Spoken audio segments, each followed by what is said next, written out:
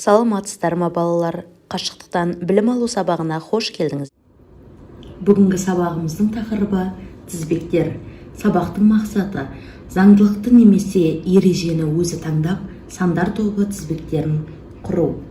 Бүгінгі сабақта сандар тізбегін құруды үйренесіңдер. Олай болса, ойланып көріңдерші, нелерден тізбек құруға болады? Өмірде қандай оқиғалар бірізді жүреді? Әріптер қатарын жалғастырып көріңдер. Жауап: 1, 2, 3, 4, 5, 6, 7, 8, 9. Бұл сандардың натурал қатары. Натурал қатар қандай ереже бойынша құрылған? Қандай санға дейін жазуды жалғастыруға болады? Мұндай реттілік қалай аталады? Оқушылар, сендерге бұл сұрақтардың жауабын табу қиынға түспейді деп сенемін. Сандар ретінің анықтамасын естеріңе түсіріп көріңдер. Әр сан қатаң түрде өз орнында тұратын реттелген сандар қатары. Қандай заңдылық сақталады? Заңдылық бұл белгілі бір ережеге, тәртіпке сәйкес реттілік. Мысалы, сандар, әріптер, фигуралар арасында өз заңдылықтары сақталады. Түсі бойынша, заттар бойынша, әрекет бойынша, саны бойынша, әріпті және көптеген басқа заңдылықтар. Оқулықтың 22-ші бет нөмірі 1-ші тапсырмаға назар аударыңыз. Сандар тізбегін жалғастыр. Уақыт институтының ғалымдары сандар тізбегін құрды. Ол қалай құрылған? 29, 28, 26, 23 тізбектің құрылуына көңіл аударып қарап шығыңыздар. Ойлануға уақыт беріледі.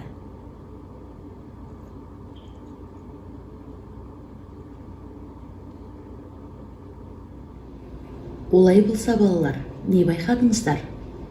Екінші сан бірінші саннан 1-ге кем, үшінші сан екінші саннан 2-ге кем, төртінші сан үшінші саннан 3-ге кем, келесі сан алдыңғы саннан 4-ге кем. Біз нөмірі 1-ші тапсырмада не істедік? Тізбекті жалғастырдық. Өте дұрыс. Тізбекті қалай жалғастырдық? Заңдылығын анықтадық. Әрине. Математикалық заңдылық дегеніміз бұл белгілі бір ереже. Ереже бойынша сандық, пішіндік немесе басқа да элементтер қатарында қайталау болады. Немесе элементтердің не олардың қасиеттерінің сол ережеге сәйкес өзгеруі орын алады. Ендеше нөмірі 2-ші тапсырма. Сандар тізбегін құру алгоритмімен танысып, есімізге сақтап алайық. Сандар тізбегіндегі элементтер қандай ереже бойынша орналасатынын ойластыр. Заңдылықтар түрін, яғни арту, кему, қосарланған тізбек және тағы басқа түрлерін анықта. Сандар тізбегін құр. Таңдап алған ереже сақталғандығына көз жеткізгеннен кейін тізбектің келесі элементтерін ата.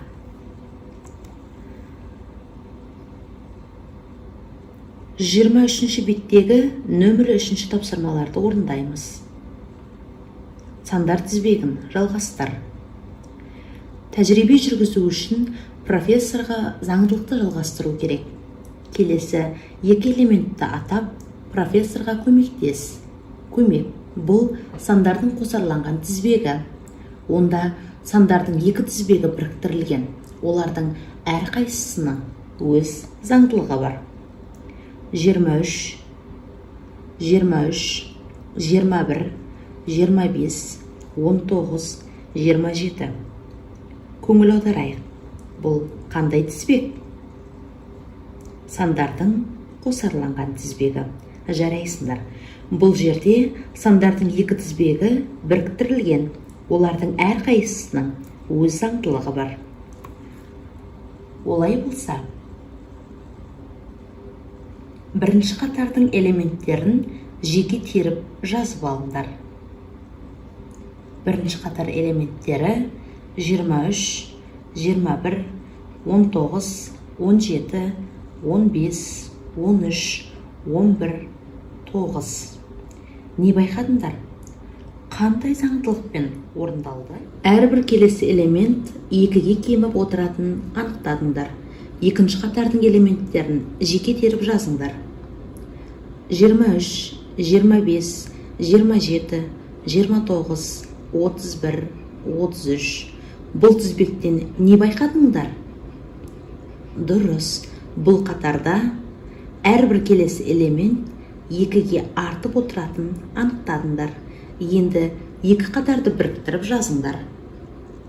23, 23, 21, 25, 19, 27, 17, 29, 15, 31, 13, 33, 11, 35, 9, 37. Жарайсыңдар, сандар тізбегін тамаша жалғастыра білдіңдер. Нөмір 4-ші тапсырмаға көшейік. Мәтіндегі заңдылыққа сәйкес келетін сандардың барлық тізбегін таңдап ал. Арман мен Әлия балаларға арналған жазғы ғылыми лагерьге баруға неше күн қалғанын санады. Ақпаратты күнара жазып отырды.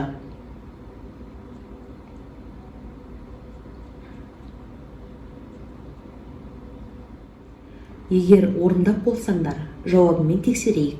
Жауабы 24, 22, 20, 18, 16, 14, 18, 16, 14, 12, 18. Дескрипторлары сандардан тұратын екі қатар арасындағы айырмашылықтарды білу, қатарды құру ережесін анықтау, осы ережені басқа сандар жұбына тексеру, осы ережені қолданып, қатардағы келесі санды анықтау. Жарайсыңдар балалар. Бүгінгі сабағымыз аяқталды. Тыңдағандарыңызға рахмет. Сау болыңыздар.